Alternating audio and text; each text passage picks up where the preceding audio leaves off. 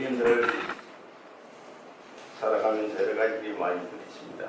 오늘 우리 기도하면서 신수보 집사님 또 불편해서 이견도 하고 하듯이 여러 가지 일들을 사람이 많이 부딪히게 되는데 그런 일을 닥칠 때마다 사람마다 각각 그 드러내는 반응이 다릅니다. 어떤 사람들은 그 현상을 보고 그냥 그대로 받아들이는가 하면 어떤 사람은 그것을 자기한테 더 유리하게 해석을 하기도 하고 또 어떤 사람은 그냥 포기하기도 하고 지나가기도 하고 여러 가지가 있습니다. 근데 오늘 말씀을 보면은 가나안 땅을 차지하기 위해서 정탐꾼을 보냈는데 어떤 사람은 빨리 가서 차지합시다 그렇게 얘기하고 어떤 사람은 아이고 그게 힘듭니다. 그곳에 뭐 사람도 덩치도 우리보다 더 크고 힘도 더 세 보이고 별로 농사 지어봐야 뭐 잘 될 것 같지도 않고 이래서 부정적으로 이렇게 보는 사람도 있다. 그래서 오늘은 하나님께서 왜 우리를 사랑하고 우리는 왜 하나님을 믿느냐, 인생에 있어서 가능성을 찾고 가능성을 보여주기 때문에 우리가 하나님을 믿고 예수를 믿습니다. 절망을 보여주는 분이 아니잖아요. 희망을 보여주는 분이거든요. 이 성경의 전체가 모든 것을 통해서 저는 생각합니다. 어떤 구절을 읽든지 하나님 우리에게 뭔가를 주시려고 이런 말씀을 하시는구나 하는 것을 생각을 해야 된다. 어떤 분은 그 구절을 읽고 막 비판하고 뭐 이런 사람들인데 그렇지 않습니다. 이 66권의 성경 말씀은 우리에게 어떤 상황에 처해 있더라도 가능성을 주고 희망을 주고 소망을 주고 할 수 있다는 용기를 주기 위해서 있는 줄로 믿습니다. 미국의 어느 신발회사가 아프리카 시장을 개척하기 위해서 똘똘한 그 직원을 하나 뽑아서 아프리카에 한번 가봐라. 신발을 팔 수가 있느냐 없느냐. 우리가 이제는 아프리카 그 땅 잘 알지만 하여튼 그렇게 보냈습니다. 그 판명은 아프리카에 도착하여 신발에 대한 조사를 해봤어요. 어떻게 하겠어요? 사람들 발을 봐야 되겠죠. 신발을 안 신었는지, 신었으면 무엇을 신었을까? 그래 조사를 했는데 보니까 그 조사한 결과를 본사에다 보냈어요. 편지를 보냈는데 뭐라고 했는가 하니 이 나라에는 신발을 아무도 신지 않고 있기 때문에 신발 사업의 가능성이 별로 없습니다. 이렇게 보고서를 보냈어요. 근데 본사에서 가만히 생각하니까 이 안 신었기 때문에 뭘 좀 이렇게 신발을 팔아야 되는데 하는 생각이 들어서 본사에서는 다시 다른 사람을 판명으로 다시 보냈습니다. 근데 이 사람은 다시 간 이 사람은 아프리카 현장에 도착한 지 불과 며칠도 되지 않아서 본사에 연락을 해왔습니다. 또 많은 신발 주문서도 함께 보내왔습니다. 본사에서는 깜짝 놀랐습니다. 이전에 같은 사람은 한 킬로도 못 판다 그랬는데 이 사람이 며칠 만에 신발 주문서도 보내오고 아주 긍정적인 것을 보내왔습니다. 그래서 짧은 시간 내에 어떻게 신발을 주문할 수 있을까 궁금했습니다. 그는 본사에 다음과 같은 내용을 보고했다라고 합니다. 신발을 판매할 가능성은 무한정입니다. 아무도 신발을 신고 있는 사람이 없습니다. 아무도 신발을 안 신었으므로 얼마든지 팔아먹을 수 있습니다. 계속 대기해 주십시오. 계속 신발 주문이 더 있을 것입니다. 라는 편지를 보냈다는 겁니다. 제가 설명을 해도 잘 아시죠, 여러분요? 앞을 사람은 뭘 봤습니까? 문제만 봤어요. 안 신었다는 현실, 사실만 본 거예요. 안 신었으면 어떻게 하면 쉽게 하느냐를 생각하지 못했던 것이죠. 여기서 두 사람의 차이는 확실히 드러납니다. 두 사람이 본 사실은 똑같아요. 모두 신발 안 신었다 하는 것 똑같이 봤습니다. 그런데 두 사람은 해석이 달랐어요. 첫 번째 판명은 문제점만 보고 가능성을 보지를 못했습니다. 반면에 두 번째 간 사람은 신발 안 신은 사실을 보고 그 판명은 안 신었기 때문에 신게 만들 수 있다는 가능성을 본 겁니다. 하나님이 우리를 자녀로 삼은 이유 중에 하나가 어떤 문제가 있든지 가능성을 찾아라. 이래서 우리가 자녀를 삼은 거예요. 예를 들어서 아픈 사람도 나는 나을 수 있다라는 가능성을 보게 하는 것이 신앙입니다. 신앙이 없는 사람은 불편하거나 아프거나 하면 절망합니다.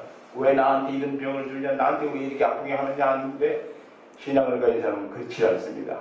모든 것이 하나님의 섭리요, 하나님의 간섭이요, 하나님의 뜻이 있는 줄로 믿고 가능성을 보아야 합니다. 제 말이 아닙니다. 성경 말씀이, 하나님 말씀이. 오늘 말씀에서 모세가 하나님의 지시에 따라 12명의 정탐꾼을 약속의 땅에 보냈습니다. 앞부분에 보면은 땅이 어떻게 생겼느냐, 농사짓기 괜찮느냐, 사람들은 몇 명이 사느냐, 거기 도시를 만들면 되겠느냐, 어디 가서 어떻게 살면 자세한 걸 얘기를 했지만은 어찌됐든 모세는 하나님의 지시를 받아서 한번 가보아라. 굉장히 중요합니다. 최고의 소통자예요. 못한 사람 같으면 자기가 직접 가가지고 할 텐데 그 참모들로 하여금 12명을 뽑아서 정보를 가서 잘 알아보고 오라. 이렇게 얘기를 했습니다. 12명이 가는데 우리가 그거 읽어보니까 이 성경 말씀이 있죠. 여호수아와 갈렙이라는 두 사람은 당장 가서 차지합시다. 나머지 10사람은 안 됩니다. 근데 이 12사람이 본 거는 똑같아요. 그 살고 있는 사람들이 덩치가 크다 하는 것도 여호수아와 갈렙이 다 봤어요. 농사는 어떻게 짓는 것도 다 봤어요. 똑같아요. 똑같은 사실을 보고도 해석하는 게 달랐습니다. 왜 달랐습니까?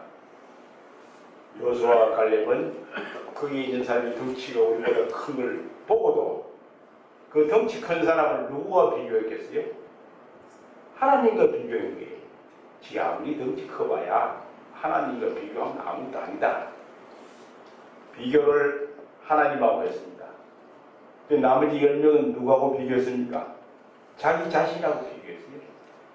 야, 저 사람이 나보다 더 크구나. 저 사람 키가 나보다 2배 되는구나. 힘도 나보다 더 세요. 자기 자신하고 비교한 거예요. 믿음이 없는 거죠. 우리가 그런 데가 많습니다. 우리가 신앙생활을 하면 자칫 잘못하면은 하나님이라든지 하나님의 은혜라든지 하나님의 긍휼이나 하나님의 사랑 같은 걸 생각하지 않고 나와 상대방을 단순히 비교하는 건 신앙이 없는 분들이에요. 어떤 문제가 생길 때 반드시 하나님을 활용하세요. 하나님은 활용하시길 원하시는 분이에요. 우리를 통해서 우리가 좋은 방향으로 하나님의 영광을 드러내기 위해서 활용하기를 원하시는 분이에요. 그걸 우리가 흔히 우리가 말하는 그걸 복음이라고 하고 전도라기도 합니다. 저는 그렇게 생각하고 있어요. 근데 나머지 10명은 안 했어요. 그럼 오늘날 이런 상황이 어떻게 되겠어요? 다수결 원칙에 의해서 10명의 말을 듣겠죠. 그래서 이 뒷부분에 보면은 온 이스라엘 백성들이 10사람의 말을 듣고 막 모세한테 원망을 합니다. 그냥 애굽에서 죽도록 놔두지 여기 와서 또 저 덩치 큰 사람한테 맞아 죽느냐 하면서 바로 그런 것들이. 그러나 중요한 것은 뭐냐? 이 하나님의 말씀을 계속 기억하고 묵상하는 사람은 여기까지 민수기 여기 14장까지 올 때까지의 말씀을 다 기억하고 있어요. 아낙 자손은 너희들이 밥이 되리라 하는 걸 어디에선가 말씀하신 걸 기억하고 있는 거예요. 하나님의 능력과 하나님과 함께 하면 어떠하다는 걸 알고 있다.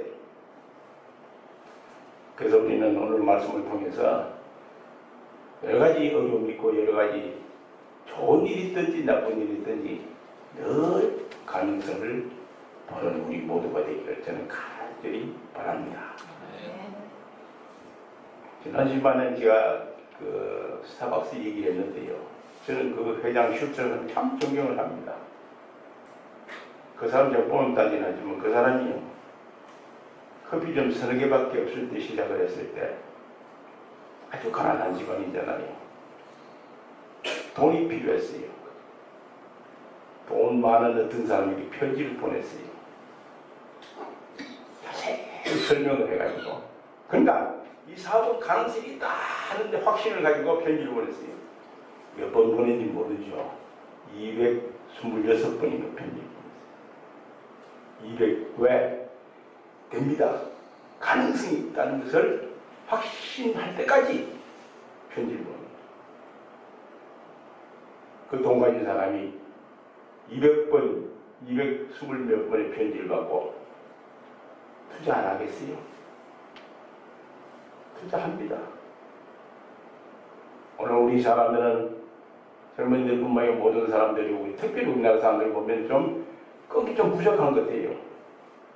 제가 홀타동복지회장 있을 때 휠체어 농구라는 제가 최초로 우리나라에서 만든 사람이에요. 돈 필요합니다. 제가 삼성하고 LG그룹에 편지를 일주일에 한 번씩 보냈어요. 석 달만 두 군데 다 가져갔어요. 돈 주는 방법이 달라요. LG는 5천만 원 주겠다. 삼성은 필요한 만큼 주겠다. 그런 겁니다.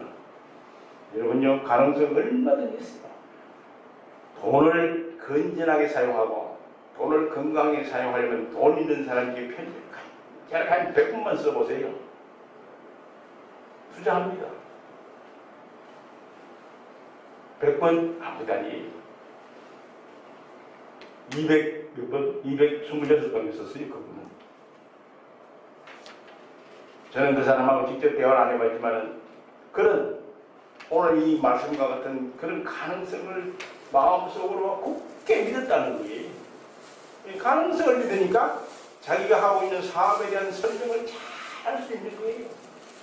언제든 두 달, 열흘, 며칠만 되면은 이 샵이 한 개 더 늘어나고 며칠만 되면 대부분의 사업에 실패한 사람들을 보면은 두리뭉실해요. 그러면은 투자를 하는 사람도 두리뭉실한 사람이나 하지 돈을 벌기 위해서 하는 사람 절대 하지 않습니다. 그래서 투자자를 못 구하는 겁니다. 저는 그렇게 생각했어요. 저는 꼭 뭐가 필요하면 몇 원까지 조사를 해가지고 요청을 합니다. 그 100번 요청해서 100번 다 제가 기부금 받은 사람입니다. 왜 그렇겠습니까?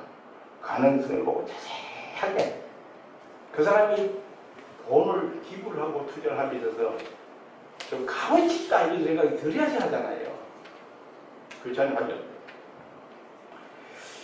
그래서 오늘 말씀을 통해서 한 두 가지를 생각합니다.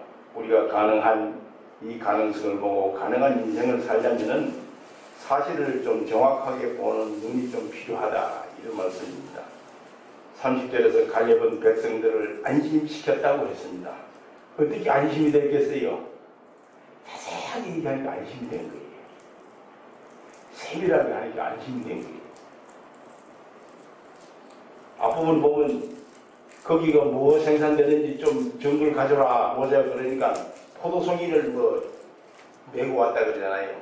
지금도 이스라엘 골란공하면 2m짜리 포도송이 지금도 있어요. 그걸로 만든 와인을 코시오 와인이라고 해요. 골란공은 여러분 잘 알죠? 쉽게 말하면 시리아하고 이스라엘이 싸우는 이스라엘이 뺏은 땅이에요.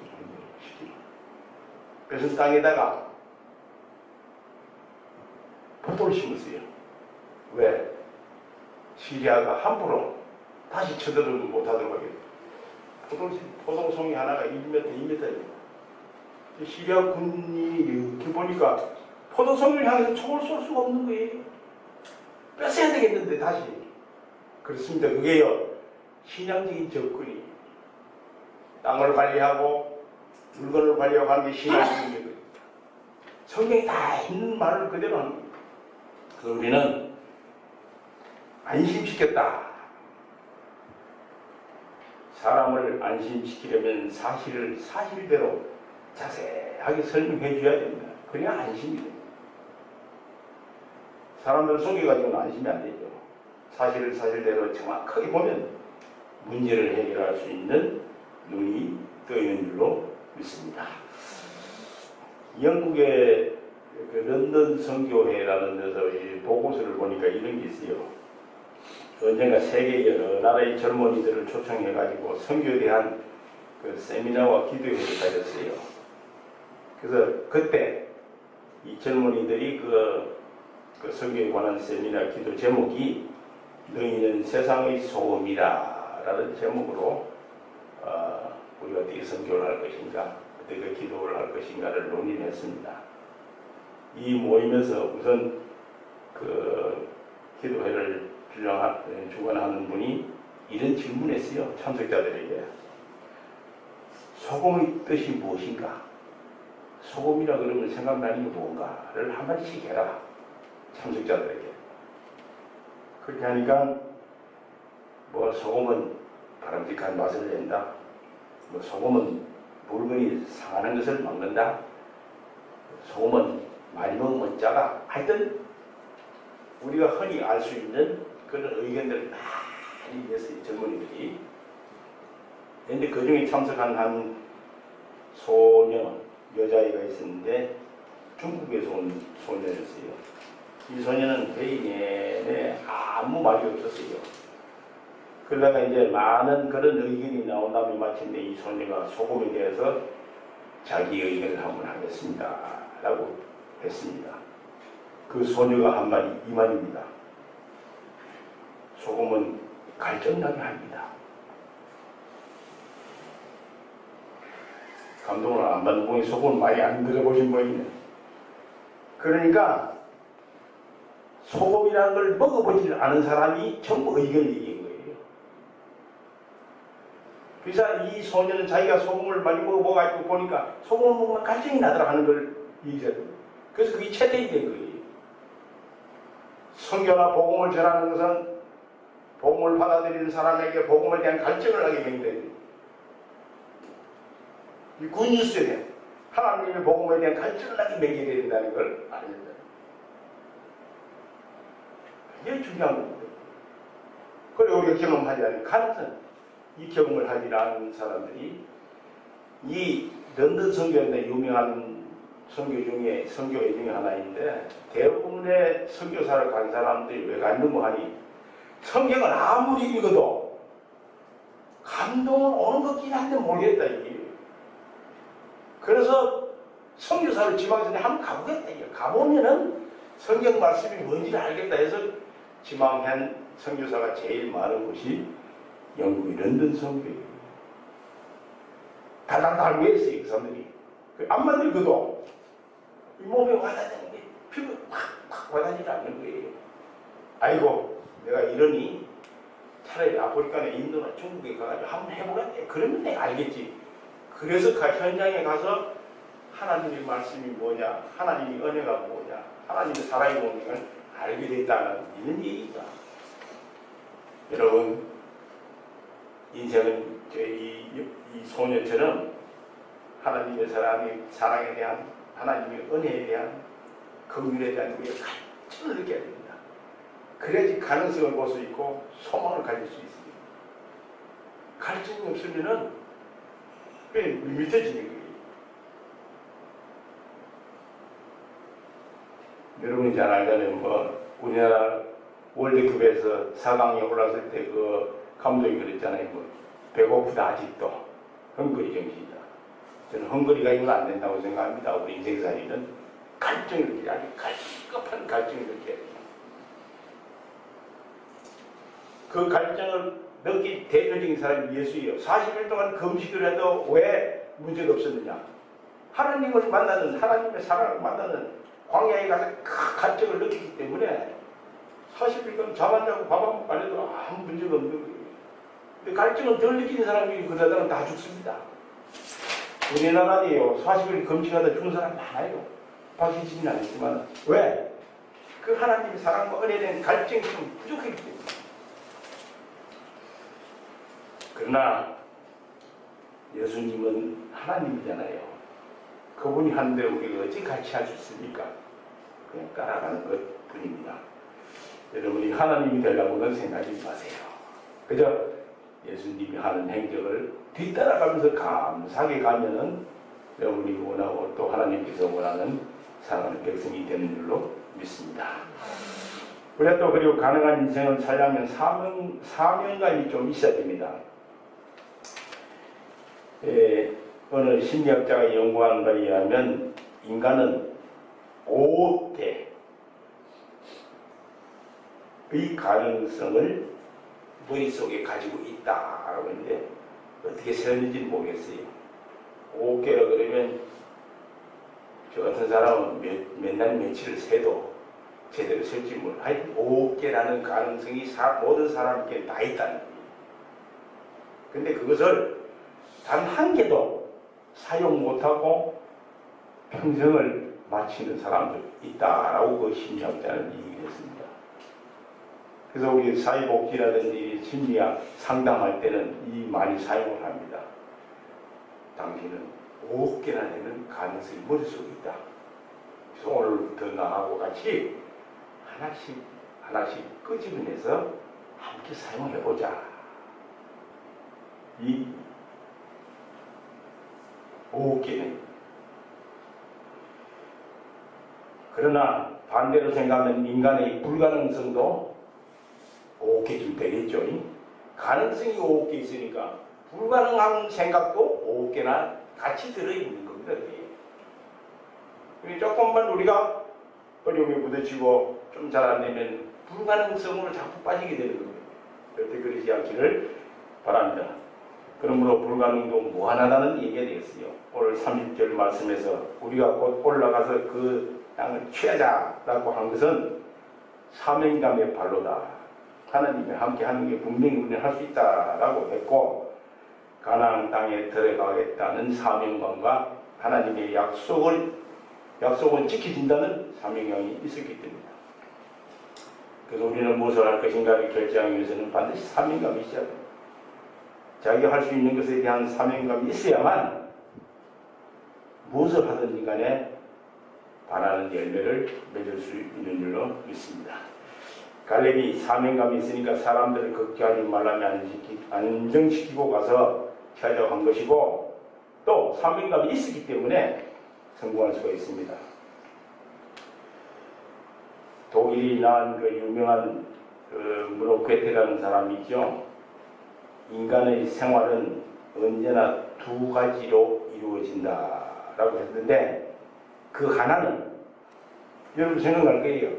뭐가 되고 싶지만은 불가능했고, 다른 한 가지는 가능한 것이지만 하고 싶지 않은 것이 있다. 이 두 가지 있는 것이 인간이 가지고 있는 이 생활이다.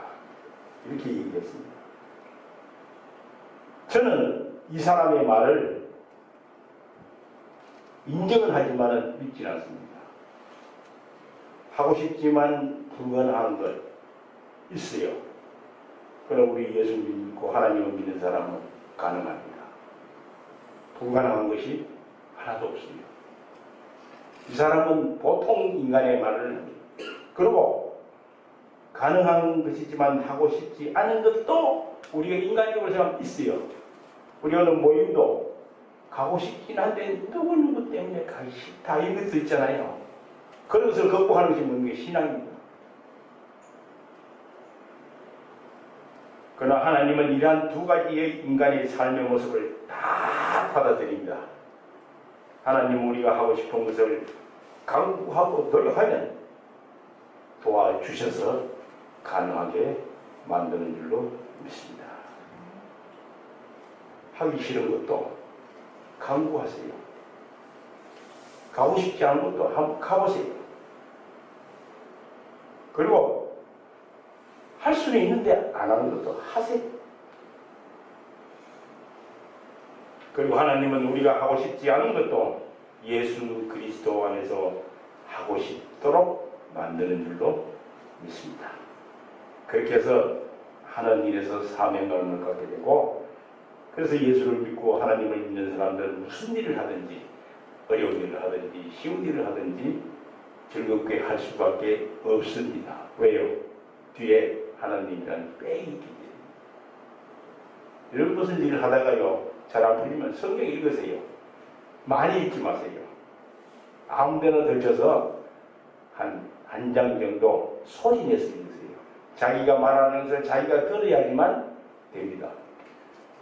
눈으로는 백날비도 아무 소용없어요. 눈만 피곤해요. 반드시 소리를 내서 천천히 내가 지금 읽은 이 하나님의 말씀이 하나님이 하는구나 하는 걸 소리를 내서 너무 크게 하지 마시고 소리를 내서 많이 읽지 마세요. 신학자, 유명한 신학자, 유명한 설교가나 하는 사람들은 절대 성경을 많이 안 읽었어요. 한꺼번에 꼭 어딘가를 던져서 소리를 내서 읽어보니까 하나님의 음성이 들리더라 라고 증언하고 있어요. 제가 실제로 해보니까 그래요. 가끔 제가 우리 집에 화장실에 들어가서 그래서 소대변을 보질 않고 그냥 서서 성경책 같은 거 한 2절 읽을 때도 있어요. 처음에는 제가 결혼해가지고 집사람이 돌았다 그랬어요. 방도 있고 다 있는데 왜 화장실에서 읽느냐. 나도 모르겠다. 그게 좋아 보이더라. 이런 일이 있습니다. 지금도 가끔은 내가 화장실에 가서 읽고 세수하고 나오는 일이 그럴 때가 있습니다. 한 2절, 3절. 또 신문이나 책을 보고도 좋은 말씀이 있으면 일단 들어가서 소리를 내서 읽으세요. 소리를. 이 세상에서 제일 큰 소리를 낸 사람이 예수님이잖아요. 성경에 보면 나사로를 살릴 때 예수님이 큰 소리로 나와라 그랬다고 기록되어 있어요. 제가 알기로는 온 동네에 다 들었을 거예요. 그렇게 생각합니다. 웬만하게 큰 소리로 하지 않고는 우리 성경 말씀에 큰 소리로 일어나라 했겠는데 소리를 해야 됩니다. 소리도 하나님이 주신 은혜고 하나님이 주신 공기, 선물입니다. 여러분 오늘 말씀을 통해서 늘 모든 데서 사명감을 가지고 가능성을 볼 수 있는 우리 모두가 되기를 간절히 바랍니다.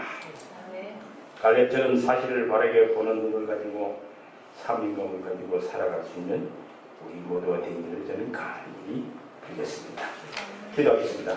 거룩하시고 자비로우신 하나님 아버지 은혜를 감사합니다. 오늘 말씀을 통해서 저희들이 그동안 좀 게을렀다면 그것을 깨우치게 하여 주시옵소서.